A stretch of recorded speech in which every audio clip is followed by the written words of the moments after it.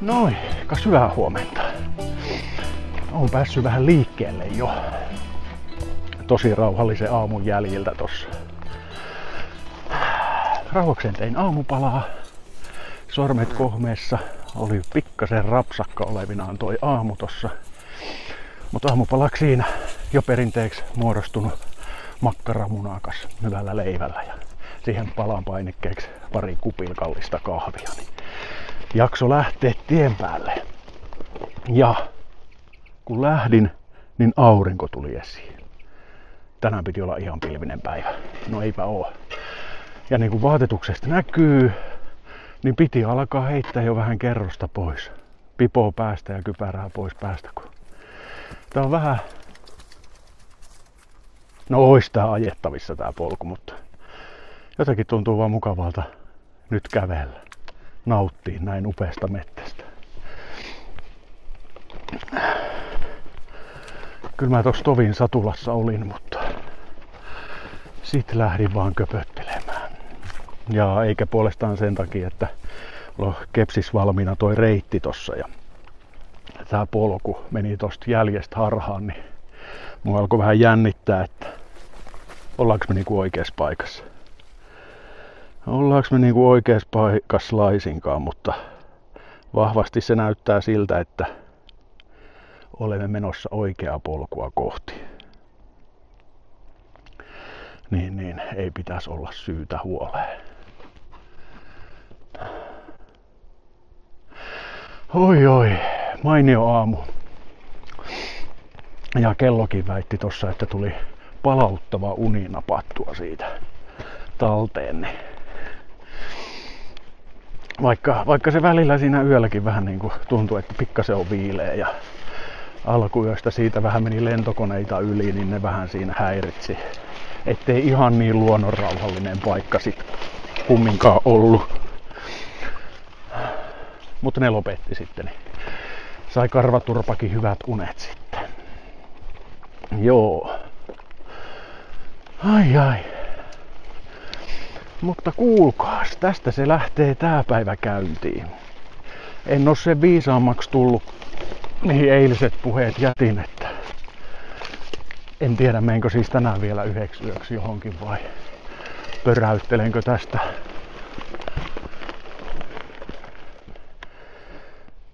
suoraa kotia kohti. Jäi vaan tähän miettiin, kun alkaa tää meidän polun pohja vähän häviämään, mutta kyllä tässä vielä joku ura menee. näköjään tähän tulee 2 polkua, että toinen tulee tosta eri kautta. Että mä vaan ajauduin selkeämmälle polun pohjalle jossain kohti. Ai, tänne pitää kyllä tulla uudestaan kävellen, retkeilemään. Tuntuu, että jää nyt niin paljon näkemättä. Kun vois vähän ottaa enemmänkin aikaa. Mitä mä oikein höpisen? Onhan tässä ollut aikaa vaikka kuin retkeä tehdä.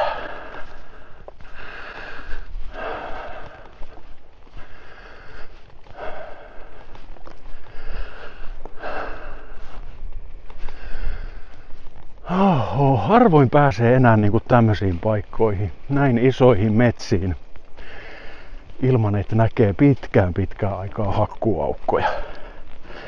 Ainakin meillä tuolla Karkkilan kulmilla on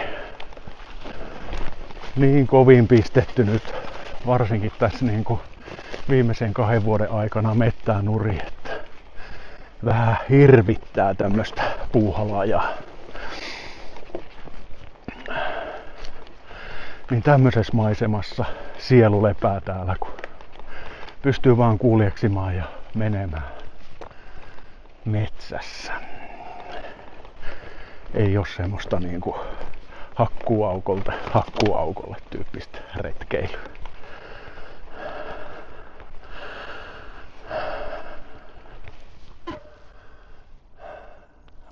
On pirun makeen näköistä.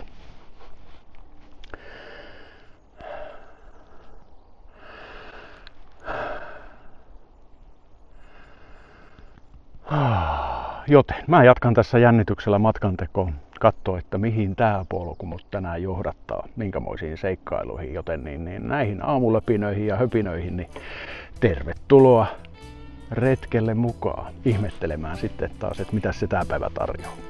Mä en voi tietää. Jes, palataan. Se on moi.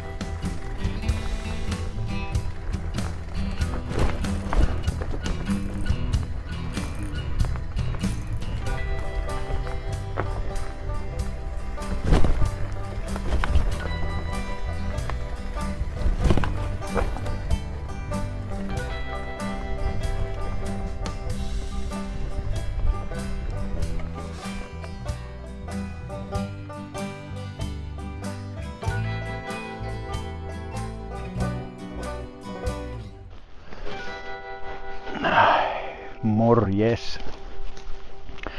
Morjesta. Ja terveisiä Vihdistä. Ai ai. Ihan uskomaton aamupäivä taas. Liki talutin sen Konjanvuoren laen läpeensä. Oli hieno. Semmoinen vajaa 3 kilometrin matka siinä oli, mutta tunnin verran mä siellä ihastelin ja tallustin menemään. Ai ai, sinne on kyllä pakko päästä uudestaan. Oli ihan mielettömän näköinen mesta. Ja nyt tosta Vihdin kirkonkylän läpi ajoin ja kävi S-Marketin seinästä hakemaan lisää vettä. Lisää vettä, niin ei lopu kesken. Meenas olla jo aika kinthallaa. Ei paljon ollut tuolla juomarakossakaan enää vettä.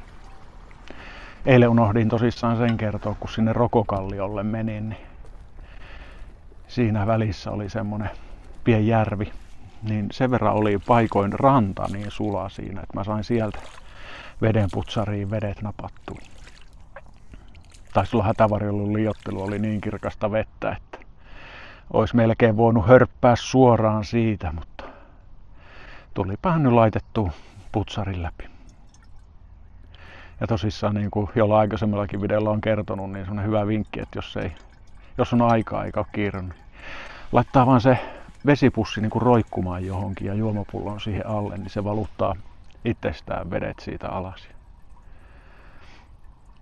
Toki, jos on hätä ja kiireellisempi kaveri, niin sit sitä pussia voi puristaa, niin tuleehan sieltä sit niin kuin vähän enemmän sitä vettä kerran. Mut joo, mä en tiedä mistä mä pongasin tämän paikan, kun tota reittiä suunnitteli. Tämmönen niemenkärki. Täällä saattaa olla joskus villejä iltoja ja näyttää sen verran tuommoista nuotiopaikkaa olevan, mutta kyllä mä katoin, että on riippumatollekin ihan helmipuuta tarjolla. Ja upea järvimaisema. Mut joo, mä pysähdyin myös tähän sen takia, että vähän nälkä meinaa tulla, niin on sen verran vielä särvintä täällä tallessa, että ei oo kaikkia tullut syötyä, niin tehdäänpäs kunnon lohivoikkarit, vaikkei sitä voita ookaan. Ai.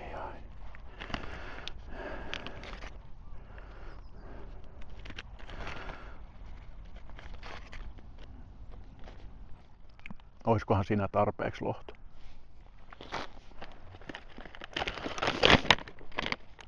Ja muutama siipale kipparijuustoa siihen vielä noin.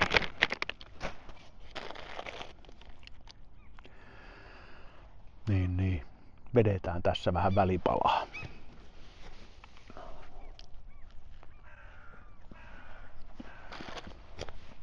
Joo, vedetään vähän välipalaa ja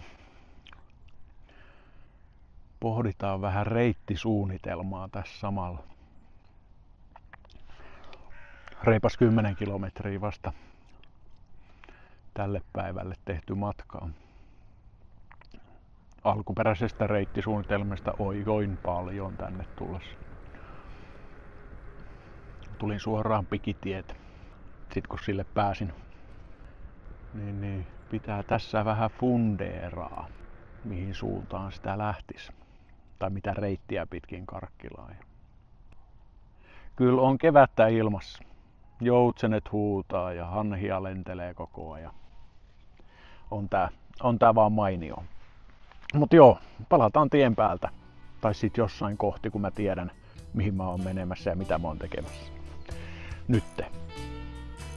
Näihin kuviin ja näihin tunnelmiin.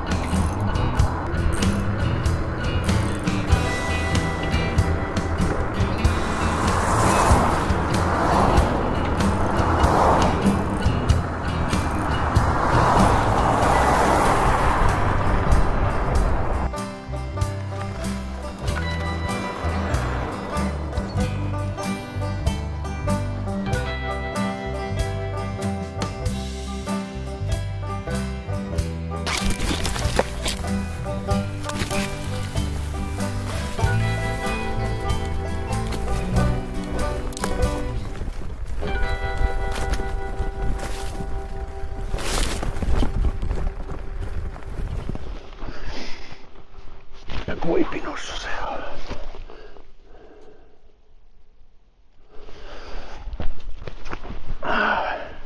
No en tiedä onko sen parempi, mut sillä mennään. Morjesta! Kello 13.40 rapsa. Ollaan ihan Karkkilan huudeilla. Aika makea tämmönen mettätie löytyi. Uusi reitti itelle. Tuolta hiekkatieltä käännyin tälle näin.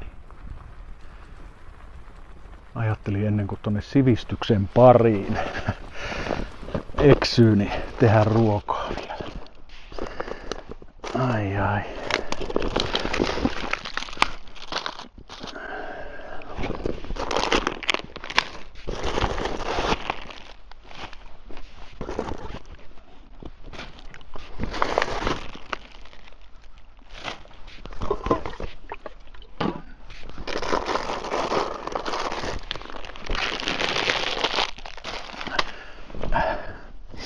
Kyllä mä aina niin kuin näille reissulle varaudun sille, ettei ruoka lopu kesken. Niin ei myöskään tällä retkellä. En tiedä, näillä olisi ollut varmaan viikon näillä safkoilla liikkeellä.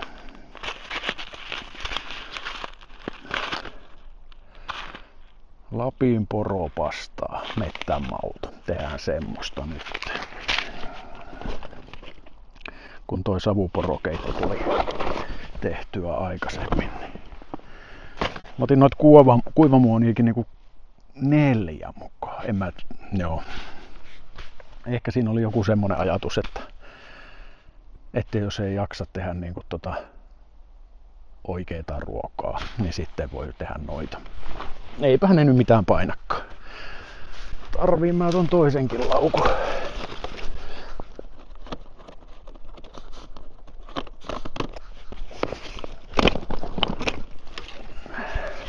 Ui! Ai!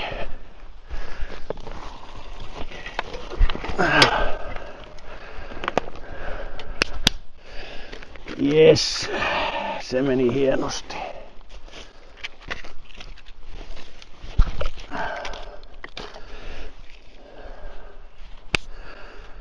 Se meni hienosti se. Painopiste vähän muuttui pyörässä, kun otti laukun pois. Ai. Ei tarvii pipoja ja lapasia nyt.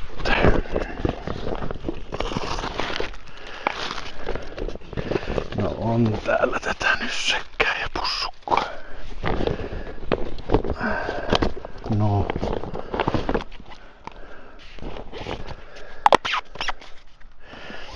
On tää tälleen vähän, että pitää purkaa niinku kaikki kamat laukuista pois, että saa kaivettua sen mitä tarvii.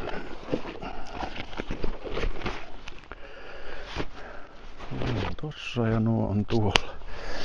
No. Tää retkikeiti on kyllä osoittautunut tällä retkellä älyttömän hyväksi. Ei paljon paina. Tässä on paistinpannu samassa kasassa. Ja tarvittaessa 2 kattilaa. Ja sitten tää itse alusta keitin osa.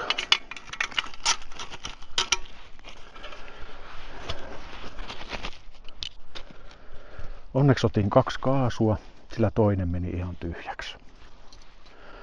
Tarviis varmaan ostaa semmonen 1 isompi. Oisko se näppärämpi käyttää? En tiedä. Oisko se halvempi kuin nämä pienet? En tiedä sitäkään.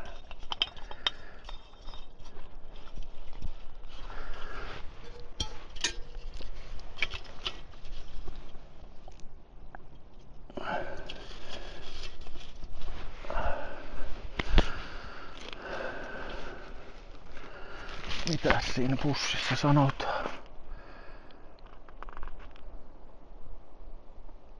3 desiä vettä. No, siihen ei paljon tarvii.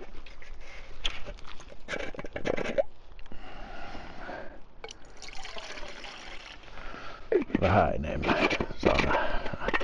No. Helpompi sitten lisätä, kun ottaa sieltä safkasta pois. Oi.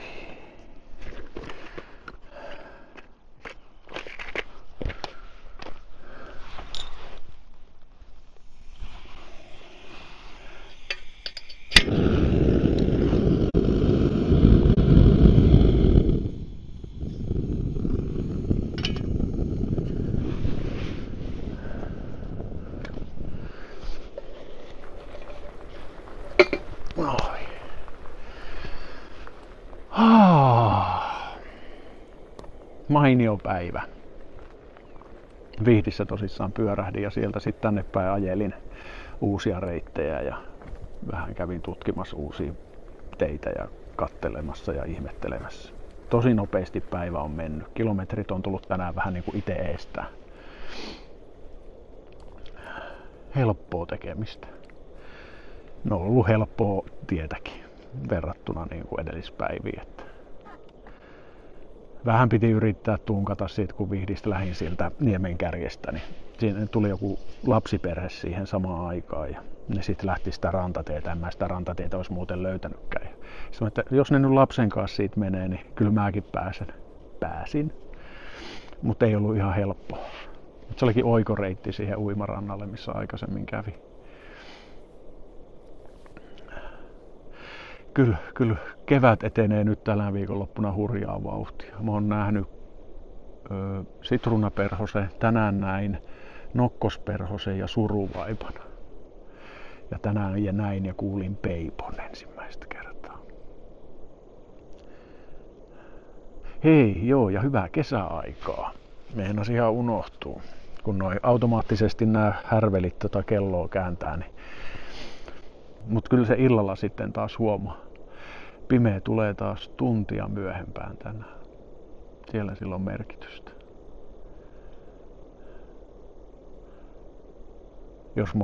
Jos mä saisin päättää, niin me elettäisiin koko ajan kesäajassa. Koska niin se on mulle itselle toi valo on kyllä tärkeä. Se tuntuu niin kuin raskaalta sitten syksyllä, kun kelloja käännetään talviaikaan, kun otetaan se tunti päivästä pois. Niin en tykkää. Kyllä, nälkä kyllä kurnii. En ole vieläkään päättänyt, että mitä mä oikein tekisin, että jäänkö mä vielä 9 yöksi puskaan vai ei. Mulla ei ole enää 10 kilometriä matkaa tonne Karkkilaan, että ennen sitä se olisi varmaan hyvä päättää, että tietää, että minne sinne ajelee.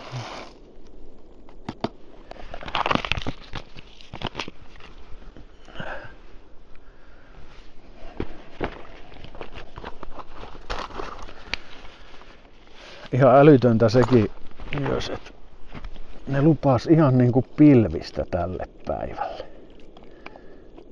Ups. Ihan niinku pilvistä. Ja mitä se teki? Antoi näin upean aurinkoisen ilman.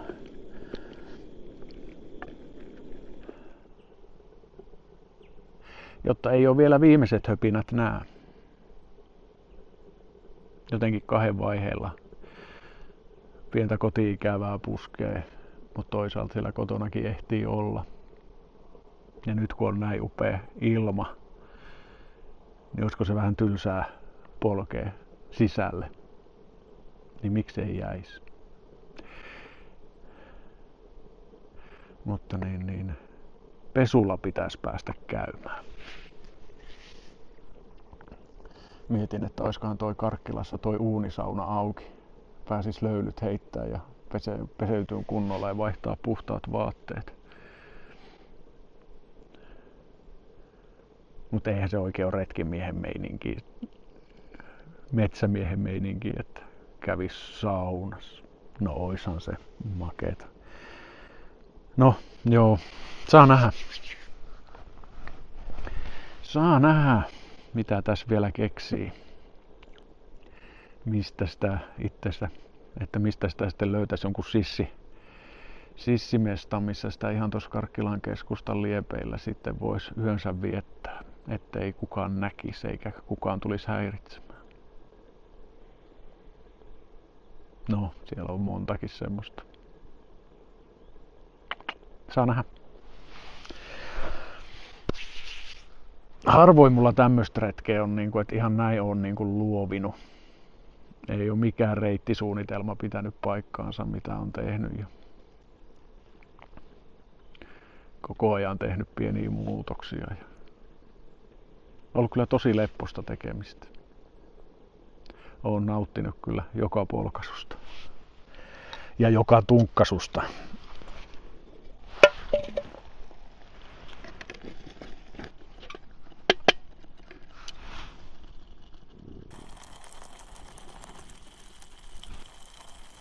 No, se selviää tuolta pikaa.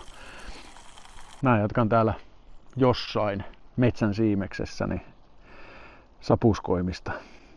Oottelen vähän aikaa, että toi tuossa kypsyy ja vetää sen tuossa kituusiin. Ja keittelen varmaan kahvitkin, koska kello on vasta 2. Niin tässä ei ole mihinkään kiire.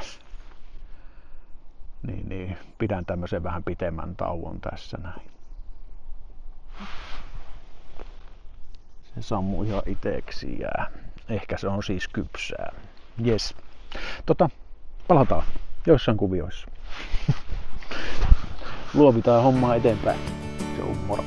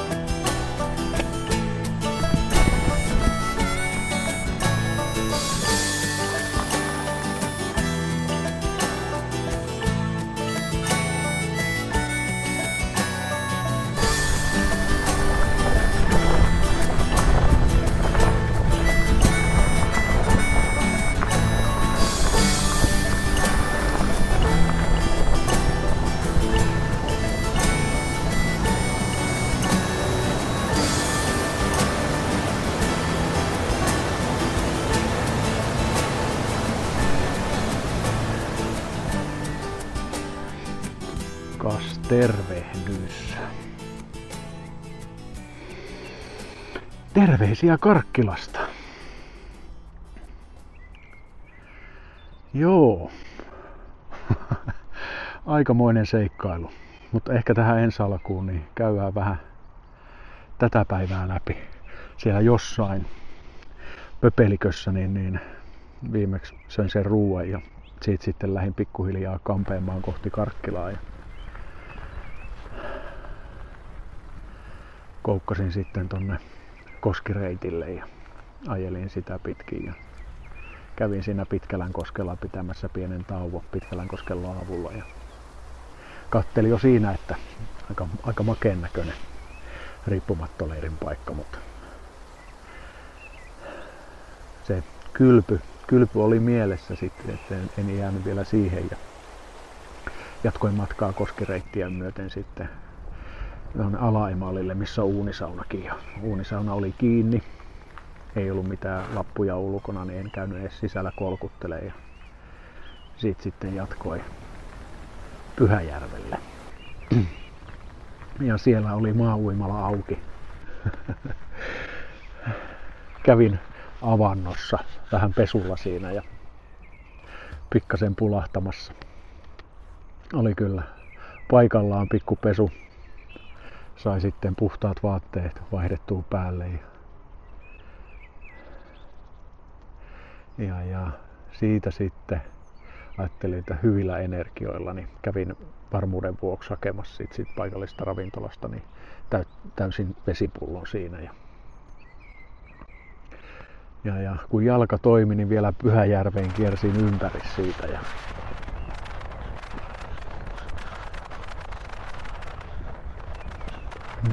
tutuksi tulletta duunimatkaa pyörähdin se Pyhiksen ympäri.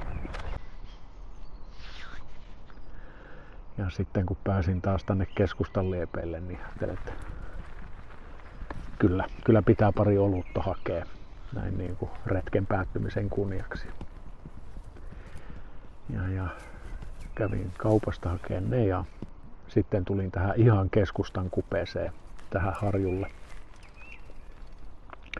Tässä on niin keskusta on tolla puolella, Pyhäjärvi on tolla puolella, siinä on frisbeegolfrata ja kaikki, niin ollaan niin kuin ihan tässä hollilla. Mulla olisi tästä töihin semmonen 200 metriä, että ollaan niin kuin ihan ytimessä. Ja pitkään tässä etiskelin ja kattelin, tää on aika niin kuin tiivis tää puusto täällä näin, ei meinannut löytyy riippumatolle paikkaa, mutta aika niin kuin tässä pyöriä etiin, niin löytyi. Tosi makea mesta. Ja tähän sai riippumattoleirin lyötyä kasaan. Tässä sitten tehnyt ruokaa. Tein sen makkarapasta 2.0.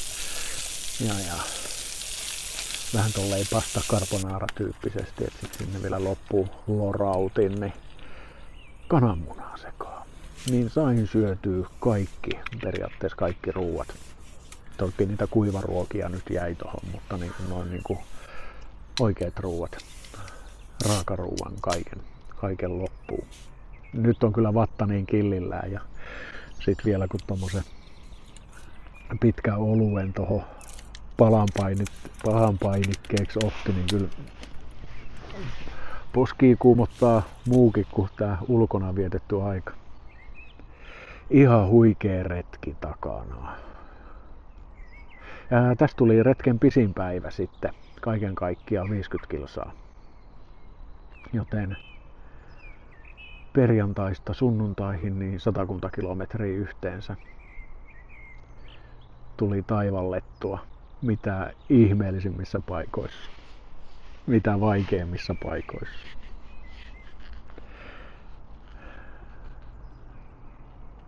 Kyllä se välillä kannattaa pikkasen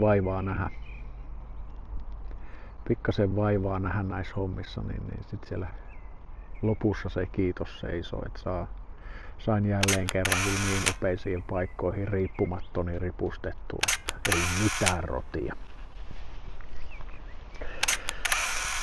Oi. on ollut kyllä niin kuin niin kuin taas niin kuin jotenkin semmoinen satumainen tuuri, että parhaan viikonlopun kyllä tälle retkelle valitsin. Niin kuin kevät jotenkin puhjennut tänä viikonloppuna täyteen kukkaa. Kirjaimellisesti, kun noita leskelehtiä pientareet keltaisena ja sinivuokkoja kasvaa siellä täällä ja peipot laulelee jo puissa ja kurkiauroja lentänyt yli ja hanhia ja joutsenia. Ja saanut nauttia, eikä tää kelikään ole yhtään ollut pöllömpi. Tänäänkin luvattiin, eilen vielä katoin säätiedotusta, niin tälle päivälle luvattiin ihan niin kuin täysin pilvistä. No ei ollut. Sain niin kuin ajoittain paitahihasilla ajella. Ne sortsit olisi ollut kyllä ihan hyvä. No ei vaan. Ihan hyvä, että oli pitkät housut. Ja ihan hyvä, että oli tommonen ohut tuulitakki päällä, niin se oli aina mukava välillä heittää reppuun. Ja sit kun alkoi vähän viileä tulee, niin takaisin päälle. Oho. Lähiretkeilyä parhaimmillaan.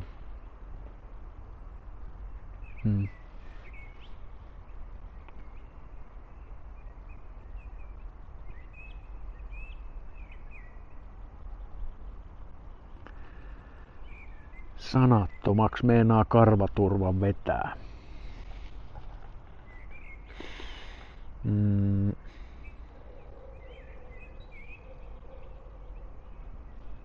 Puhukoon videot puolestaan.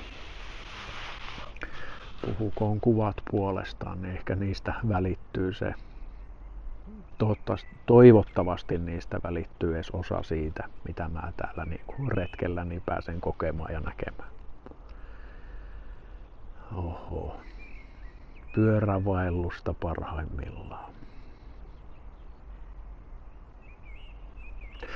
Semmonen aatos tossa on kyllä pitkään käynyt mielessä, että kyllähän Dudella pääsee. Mennään siis siihen Islanti-suunnitelmaan, että olisi tarkoitus vuoden päästä lähteä sinne noin kuukaudeksi pyörimään. Ja semmoinen raakasuunnitelma mulla on, että mä pyörättäisin sen niin kuin Islannin ympäri. Ja mulla oli ajatus, että mä olisin lähtenyt tuolla Dudella. Mutta no, toki siellä on helpompaa. Ajoittain varmaan. Ei ole niin kuin paljon polkua ja on enemmän varmaan teitä. Mutta siellä tulee toisaalta se tuuli ja ylämäet sit. Niin ne päivämatkat siellä pitäisi varmaan sit kumminkin olla niin kuin se 50 kilometrin paremmalla puolella. Ja riippuen siitä reittisuunnitelmasta, niin sitten niiden pitäisi olla niin kuin siellä 100 kilometrin huitteissa. Et mulla tulee vähän semmoinen pähkinä purtavaksi, että milläs konkelilla mä sinne lähden. Koska Dude on luottojuhta ja Duden päälle mahtuu tavaraa. Mahtuu tavaraa. Kaikki varusteet, kaikki kuvaustekniikka. Et mites mä Grizzlyn päälle ne sit saisin laitettua kaiken, minkä mä tarviin mukaan. Joten onneksi on vuosi aikaa suunnitella pakkailuja ja systeemejä. Jännä homma, jännä homma.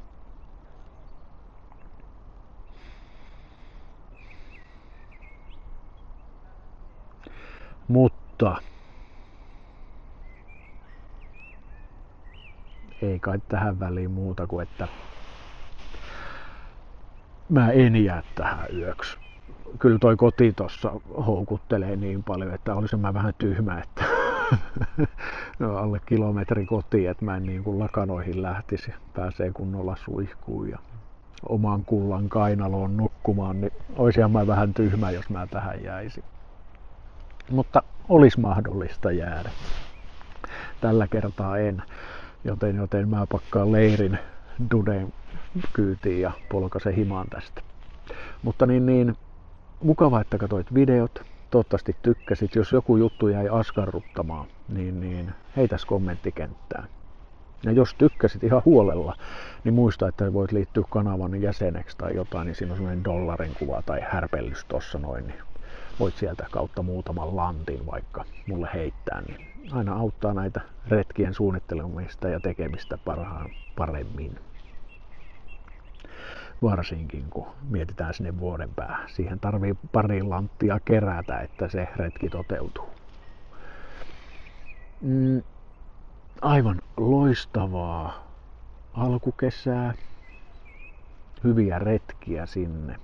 Kireitä ketjuja. Retkeilkää turvallisesti, halatkaa puita, olkaa ulkona. Rakastakaa toisianne ja kaikkea mahdollista hyvää. Seuraavaan kertaan, seuraaviin videoihin. Se on moro. Fillaripäiväkirja kuittaa näihin kuviin ja näihin tunnelmiin. Se on moro.